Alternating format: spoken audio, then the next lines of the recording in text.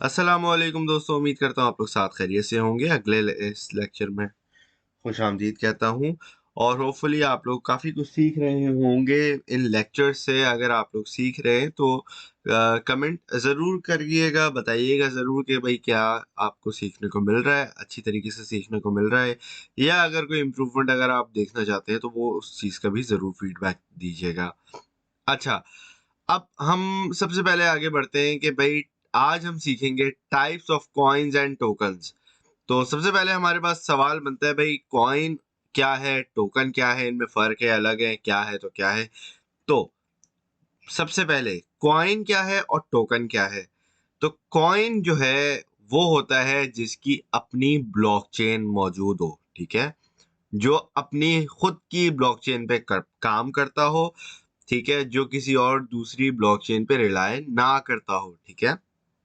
तो सबसे पहले ऑब्वियसली जहां पे हमारे पास कॉइन है, इसमें बिटकॉइन हमारे पास नंबर 1 पे है। क्यों? बिटकॉइन सबसे पहली ब्लॉकचेन है जो कि इम्प्लीमेंट हुई थी, और ये बेसिकली एक टेक्नोलॉजी की इम्प्लीमेंटेशन है, ठीक है। ब्लॉकचेन टेक्नोलॉजी की जो इम्प्लीमेंटेशन है वो है क्रिप्टो करेंसी, ठीक है। अब टोकन क्या है? टोकन ये होता है बेसिकली आपने कोई कॉइन लॉन्च करना है, लेकिन आप नहीं चाहते कि यार मैं पूरी एक नई ब्लॉकचेन बनाऊं, ठीक है।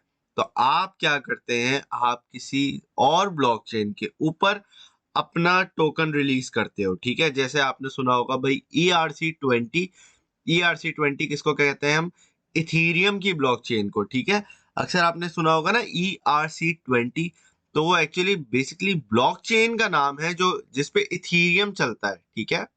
अब इथेरियम के प्लेटफॉर्म पे बहुत सारे लोगों ने कई हजार अब जो है टोकन्स बना लिए हैं। इसी तरीके से बाइनेंस स्मार्ट चेन है जिसपे भी बहुत सारे टोकन्स बने हुए हैं। इसी तरीके से सोलाना की ब्लॉकचेन है और मैटिक की भी है, वगैरह वगैरह, ठीक है। तो ये सारे टोकन होते हैं। कोई ऐसी बुराई नहीं है टोकन होने में, बस ये फर्क है कि जो कॉइन और टोकन को सेपरेट करते हैं, ठीक है। अब हमारे पास आते हैं कि भाई किस तरह के इस मार्केट के अंदर किस टाइप के हमारे पास जो है ना वो कॉइन्स हैं या टोकन मौजूद है। तो सबसे पहले हमारे पास जो एक आप देखोगे टाइप है वो है आपकी पेमेंट मेथड, ठीक है।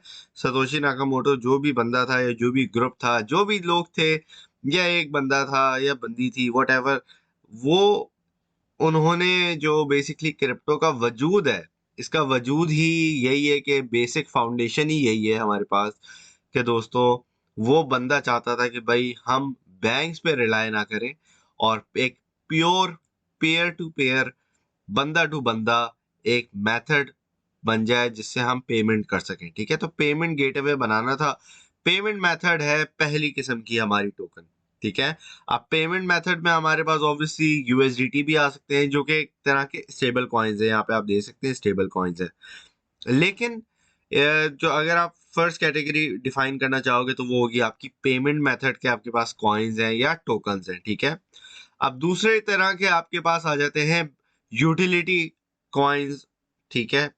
यूटिलिटी में क्या आता है? यूटिलिटी में कोई भी ऐसी चीज आ जाती है जो कि आपकी डेली यूज की हो, जिसमें आपके पास जो है कोई ना कोई एक तरीके से रिवॉर्ड आपको मिल रहा हो, ठीक है, या आपका कोई प्लेटफॉर्म हो जिस पे आपका कुछ ना कुछ काम हो रहा हो, ठीक है। जैसे कि आपकी यूटिलिटी है, अब जैसे हमारी यूटिलिटी होती है कि हम ब्राउज करते हैं, ठीक है। ब्राउजिंग के लिए आपको क्या चाहिए होता है? एक ब्राउजर चाहिए होता है। तो ब्रेव ब्राउजर वाले, जिनका मैंने आप लोगों को पहले भी अपनी वीडियोस में बताया हुआ है, उनका क्या है? उनका है बैट टोकन, ठीक है, जो कि आपको एड्स देखने में मिल जाता है। इसी तरीके से सिया का है, सिया को भी अगर आप चेक करोगे तो सिया कॉइन भी इसी तरीके का एक यूटिलिटी प्लेटफॉर्म है, ठीक है।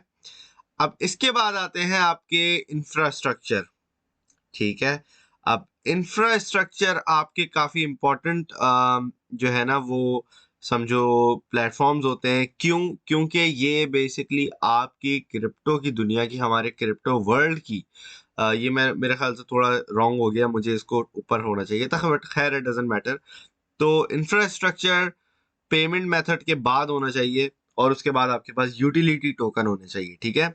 इंफ्रास्ट्रक्चर में होता क्या है कि आपके पास ऐसी ब्लॉकचेन्स मौजूद हैं, ऐसे प्रोजेक्ट्स मौजूद हैं कि वो दूसरे प्रोजेक्ट्स को हेल्प करते हैं, असिस्ट करते हैं, कोई ना कोई एक प्लेटफॉर्म देते हैं जहाँ पे दूसरे प्रोजेक्ट्स भी आ सकें, कोलैबोरेट कर सकें, डिप्लॉय कर सकें, डेवलप कर सकें अपनी ब्लॉकचेन्स, अपनी प्रोजेक्ट्स, अपने टीम वगैरह वगैरह वगैरह। ठीक है, तो बेसिकली ये आपके ऐसे प्रोजेक्ट्स हैं जिनकी वजह से बहुत सारे दूसरे प्रोजेक्ट्स को हेल्प आउट होती है क्रिप्टो की फील्ड के अंदर, जिसमें ऑब्वियसली आपके पास इथेरियम है, अब आपके पास पोल्का डॉट है। यहाँ पे अगर आप चाहो तो बीएनबी को भी कंसिडर कर सकते हैं। क्यों? क्योंकि बाइनेंस स्मार्ट चेन की वजह से बाइनेंस लॉन्च पैड है। इस तरीके से उनके भी मजीद जो है वो काफ़ी ज़्यादा एक समझो इंफ्रास्ट्रक्चर टाइप प्लेटफॉर्म्स मौजूद है जिनसे दूसरे कॉइन्स को, दूसरे प्रोजेक्ट्स को, दूसरी टीम्स को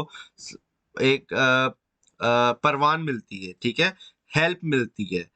अब यहाँ पे आपके पास आता है नेक्स्ट टाइप है सिक्योरिटी। तो सिक्योरिटी क्या है? सिक्योरिटी बेसिकली आपके पास एक एसेट होती है जो कि आपकी कोई कंपनी यूज कर सके, जिससे वो फंड जमा कर सके। क्यों? क्योंकि ये होते हैं रेगुलेटेड। रेगुलेटेड अब डिपेंडिंग ऑन आप दुनिया में कहाँ पे है। अमेरिका में एसईसी है, सिक्योरिटी एक्सचेंज कमीशन, उनके अंडर अगर ये रेगुलेटेड है या कोई ना कोई, ये बेसिकली आपको एसेट क्लास की जो है ना, जो कि रेगुलेटेड एसेट क्लास है, तो ये टोकन उनके लिए यूज होते हैं। बेसिकली सिक्योरिटीज के लिए ये यूज होते हैं। ठीक है, तो उनकी एग्जांपल है पॉलीमैथ। अच्छा जी, अब आपके पास आते हैं प्राइवेसी।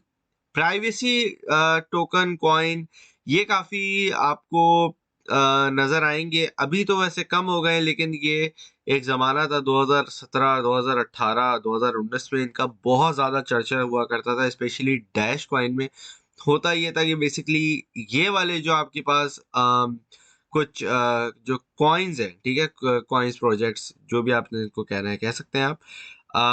क्योंकि बहुत सारे, एक नहीं है, मोनेरो इसमें है, वर्ज भी है, पिवेक्स भी है, और भी इसमें बहुत सारे हैं। बेसिकली इनका मकसद क्या होता है, ये इस तरीके से ट्रांजैक्शंस करते हैं ब्लॉकचेन के अंदर कि आपको ट्रेस करना उस ट्रांजैक्शन को बहुत मुश्किल हो जाता है। तो इसकी वजह से ये समझे हाई रिस्क पे होते हैं। क्यों? क्योंकि अगर रेगुलेशंस आती हैं अगर किसी कंट्री में, किसी जगह पे, तो वहां पे क्या होगा, मुझे लगता है कि प्राइवेसी कॉइन्स नंबर वन पे होंगे, जिसको गवर्नमेंट्स और रेगुलेशंस मना करेंगी यूज होने से। और मुझे लगता है कि अगर बैन लगेगा तो प्राइवेसी कॉइन्स पे सबसे पहले बैन लगेगा। क्यों? क्योंकि इन कॉइन्स के थ्रू अक्सर जो है रिपोर्टेडली इलीगल एक्टिविटीज और डार्क वेब और इस तरह की दूसरी एक्टिविटीज में इनका इनकी यूटिलाइजेशन होती है। ठीक है, तो ये बात है प्राइवेसी कॉइन्स के लिए। तो इनसे अगर आप शॉर्ट प्रॉफिट बनाना चाहते हैं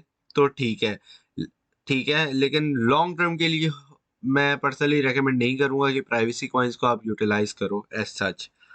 अच्छा जी, अब आपके पास आते हैं आपके स्टेबल कॉइन्स।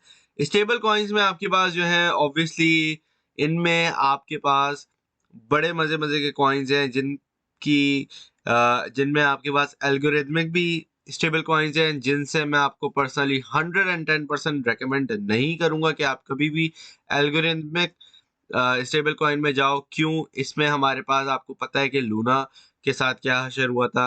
लूना का जो प्रोजेक्ट था, उनका यूएसटी जो है वो स्टेबल कॉइन था, लेकिन वो डीपैग हुआ है। स्टेबल कॉइन क्या होते हैं भाई? स्टेबल कॉइन ये होते हैं कि, क्योंकि आपको पता है बीटीसी भी ऊपर नीचे भागता रहता है, बाकी आपके आल्ट कॉइन्स भी भागते रहते हैं ऊपर नीचे। तो होता ये कि भाई आप चाहते हो कि भाई मैं कोई अगर क्रिप्टो में पैसा लगाऊं तो कोई एक ऐसी स्टेबल ऐसी चीज में लगाऊं जिसकी वैल्यू थोड़ी देर बरकरार रहे। ठीक है, तो लोगों ने क्या किया कि भाई लोगों ने बोला अच्छा चलो सही है, डॉलर के बदले उनका एक यूएसडीटी एक निकाल देते हैं जिसका टेथर है नाम, और उन्होंने बोला भाई इसकी वैल्यू जो है ना वो $1 के बराबर रहेगी। ठीक है, तो बहुत सारे आपके स्टेबल कॉइन्स मौजूद हैं, यूएसडीटी है, यूएसडीसी है, डाई है, इसके अलावा आपके पास जो है वो बी यूएसडी है जो कि बाइनेंस का है। इसी तरीके से और भी बहुत सारे हैं, डिफरेंट एक्सचेंजेस ने अपने भी जो है वो स्टेबल कॉइन्स निकाले हुए हैं। ठीक है, इसके बाद आपके पास आते हैं नॉन फंजिबल टोकन्स, जिनको हम एनएफटी कहते हैं और जिनका अभी रिसेंटली जो है वो अच्छा खासा एक हाइप बनी थी, अच्छी खासी एक मार्केट के अंदर जो है इसकी चर्चा हुई थी। आई थिंक हर कोई इनके बारे में जानता होगा। तो ये क्या होते हैं भाई, ये होते हैं नॉन फंजिबल टोकन, एनएफटी इनको शॉर्ट में कहते हैं। बेसिकली ये आप यूटिलाइजेशन में लेके आते हो जब आपको कोई आर्ट या कोई एक रिकॉर्ड आपने ब्लॉकचेन पे लेके आना होता है, ठीक है? क्यों? क्योंकि ये नॉन फंजिबल है। नॉन फंजिबल का क्या मतलब होता है कि इसके साथ कोई भी छेड़खानी नहीं कर सकता, और इसका जो रिकॉर्ड होगा वो हमेशा के लिए ब्लॉकचेन पे रह जाएगा। एक मर्तबा अगर किसी ने सिग्नेचर कर दिया है ब्लॉकचेन पे, तो वो सिग्नेचर हमेशा ब्लॉकचेन पे रहेगा, ठीक है? इसीलिए इसको कहते हैं नॉन फंजिबल, ठीक है? तो ये कुछ टाइप्स हैं, और होपफुली आप लोगों को इस लेक्चर से बहुत सारी चीज़ें डिटेल क्लियर हो गई होंगी। अब एक और मैं एक टिप देना चाहूँगा आपको इस लेक्चर में, वो ये है कि दोस्तों जब भी आप इन्वेस्टमेंट करते हो, मैं आपको हमेशा ये रेकमेंड करूँगा, I am not a financial adviser, but आपको यही रेकमेंड करना चाहूँगा कि दोस्तों, आपने कभी भी अपना सारा पोर्टफोलियो एक टाइप के टोकन कॉइन में नहीं लगाना, ठीक है? अगर आपके पास थोड़े पैसे हैं तो यकीनन आपको डाइवर्सिफाई करना पड़ेगा। डाइवर्सिफाई का ये मतलब नहीं है कि सारे आपने पैसे अपने यूटिलिटी टोकन्स में लगा दिए हैं। क्यों? अक्सर होता है कि आप लोग जो है वो यूटिलिटी टोकन्स में अपने पैसे लगा देते हैं, और एंड में जाके जब आप देखते हैं कि यार मार्केट क्रैश हो रही है, तो अगर तो यूटिलिटी टोकन्स के या यूटिलिटी प्रोजेक्ट्स की अगर ज़्यादा डाउनफॉल आ रहा होता है, तो वो आपका पोर्टफोलियो ज़्यादा अचानक से डाउन जाएगा, ठीक है?